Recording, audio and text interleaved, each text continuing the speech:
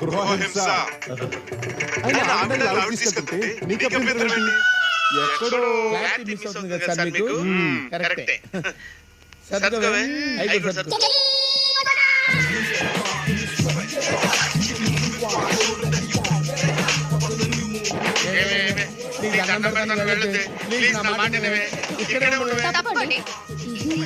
ఈ చైన్ కూడా మా పుట్టిన వాళ్ళు పెట్టిందేగా. నా జ్ఞాపకాలేవి నీ దగ్గర ఉండడానికి వీల్లేదు. ఆడది అర్ధరాత్రి ఒంటరిగా లగేజ్ వెళ్ళే రోజు నీకు రాలేదమ్మా. నేనే దగ్గర నేను బస్ ఎక్కిస్తాను. పద. నాకు ఇప్పుడు కొంచెం క్లారిటీ వచ్చింది.